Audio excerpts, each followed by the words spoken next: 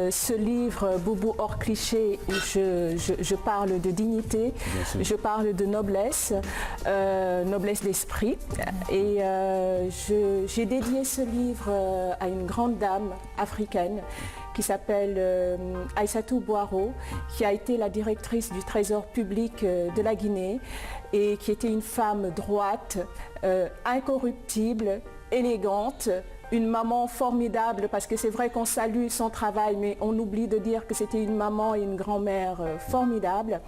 Et cette dame, justement, parce qu'elle était incorruptible et parce qu'elle traquait les fonctionnaires qui trouvaient normal de détourner des deniers publics, ben, elle a été lâchement assassinée.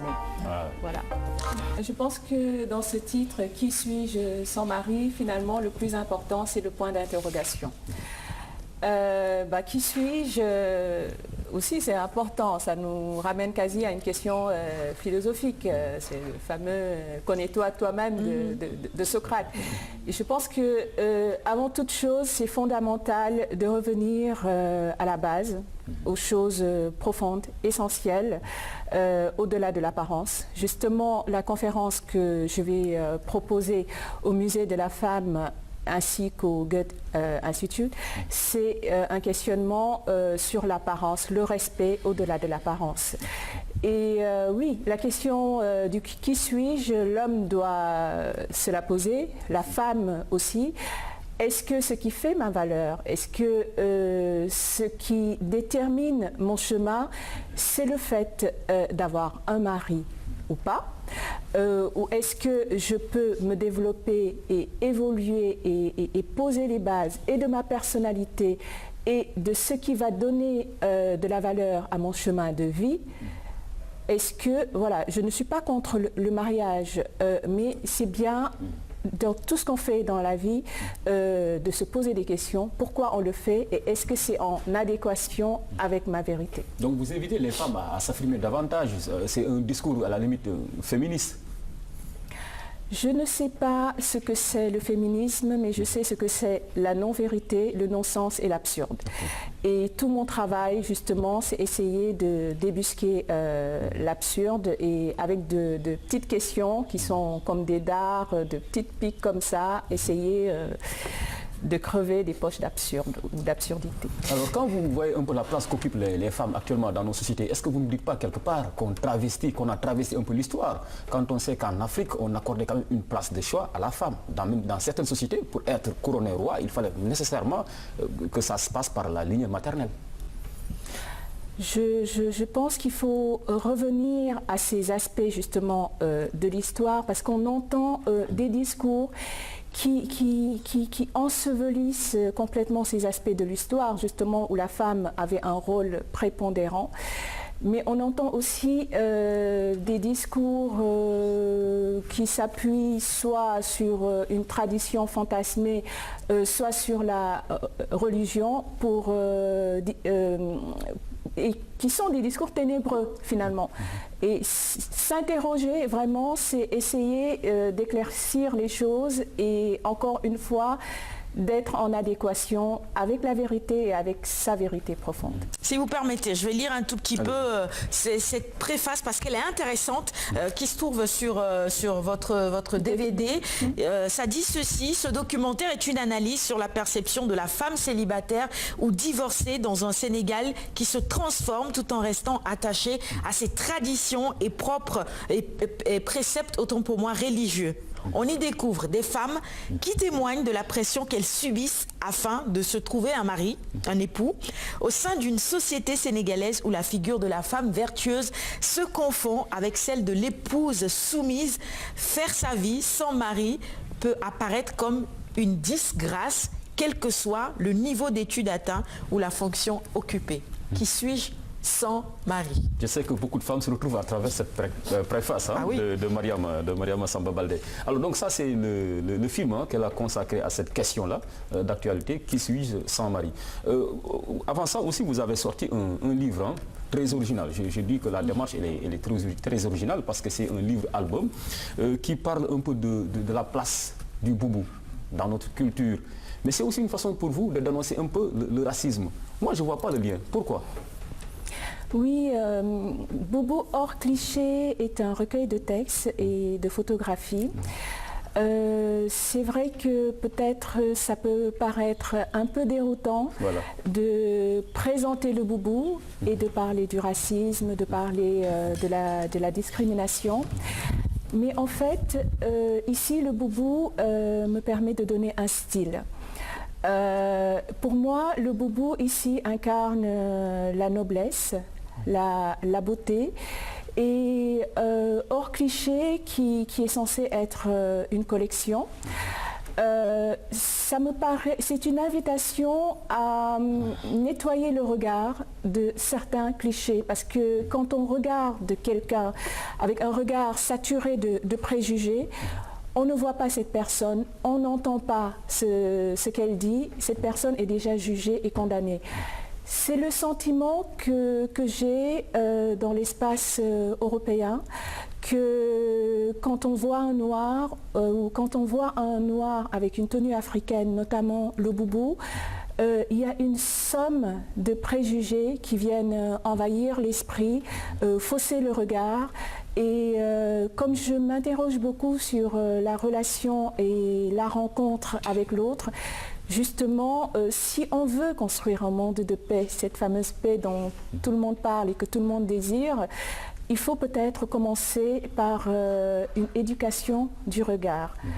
Et j'ai un peu rebondi parce que Boubou cliché, les textes qui sont à l'intérieur, j'avais commencé à écrire un certain nombre de textes, justement sur le regard de l'autre, les discriminations, notamment les discriminations liées à l'emploi, pour des questions d'apparence, de préjugés.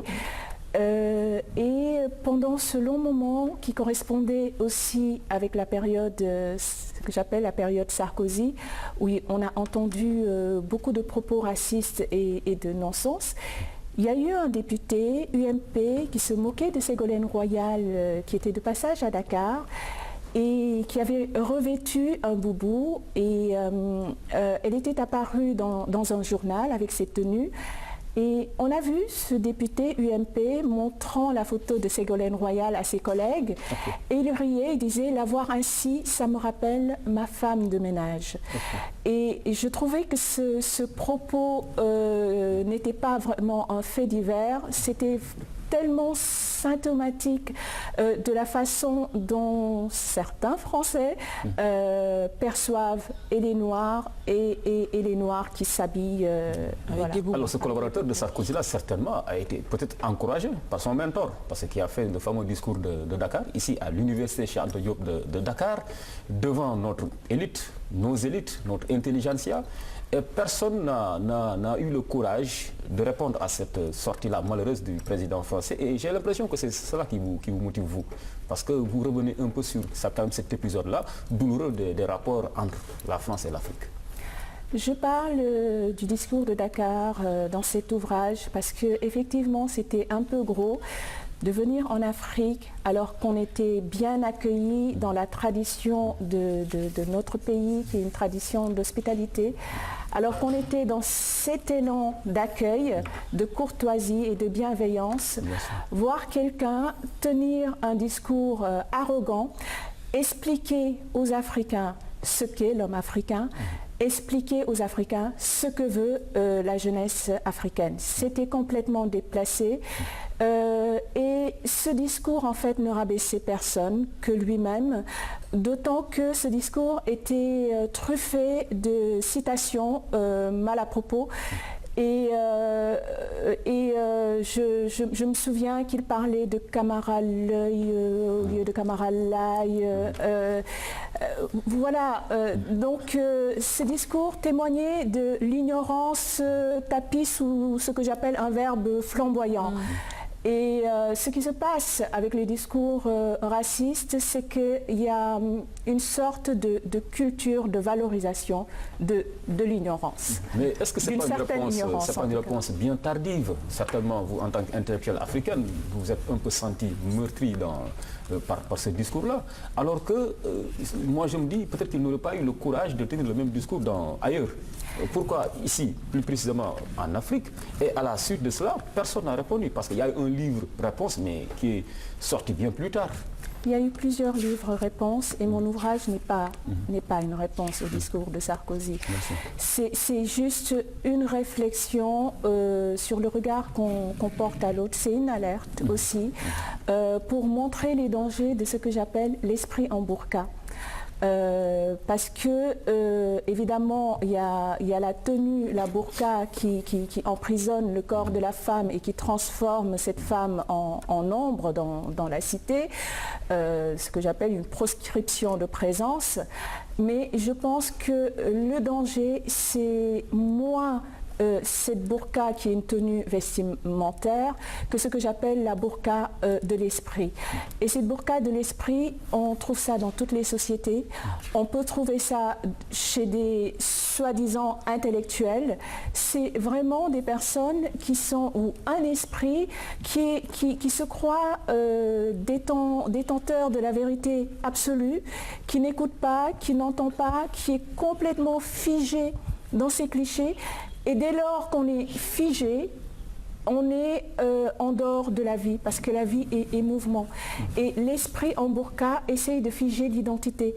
Or, l'identité est une réalité mouvante.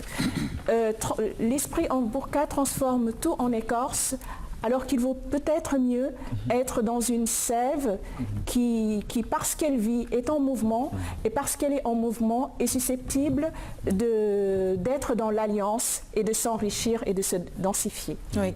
Dans votre recueil, Boubou hors cliché, on retrouve des photos de personnalités qu'on connaît ici en Afrique, au Sénégal également, en boubou. Elles sont toutes en boubou et pas que elles, puisqu'il y a des hommes aussi. Germaine Acogny qui est danseuse en voix, Jacqueline Scott Lemoine que vous avez également prise en photo, Ina Moja qui est une chanteuse française d'origine africaine évidemment, et puis on a pu voir également quelques tirailleurs, c'est ça, c'est des anciens combattants décorés. Des personnes anonymes, mais quand même qui méritent d'être honorés, qui ont contribué à la libération de la France.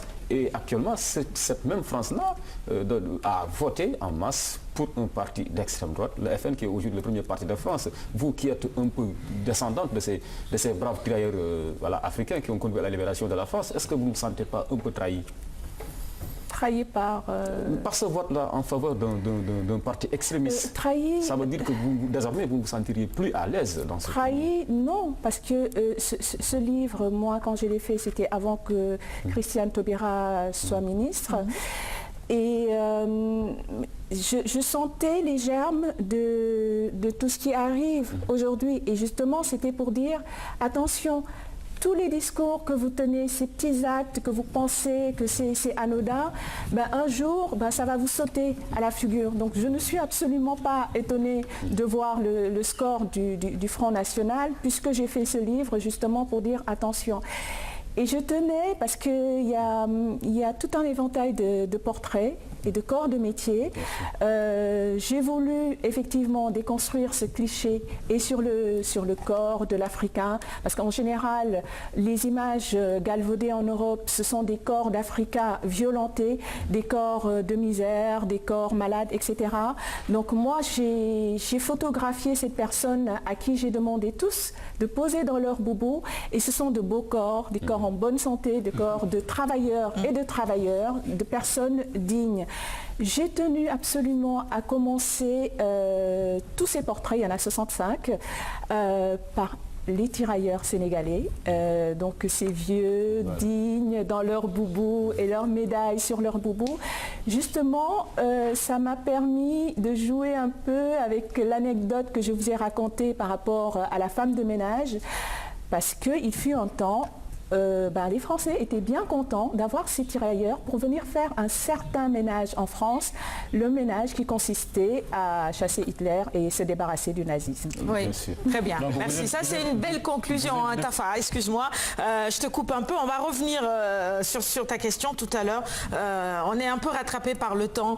Boubou hors cliché de Mariama Samba Baldé, recueil de textes et de photographies. Qui suis-je sans mon mari? C'est son film. Sans mari. Sans mari. Pourquoi j'arrête pas de dire sans mon mari? Pourquoi tout le monde fait cette lapsus-là? Qu'est-ce que vous en déduisez, Mariama? Qui suis sans mari également? C'est révélateur de quoi? Nous présenter.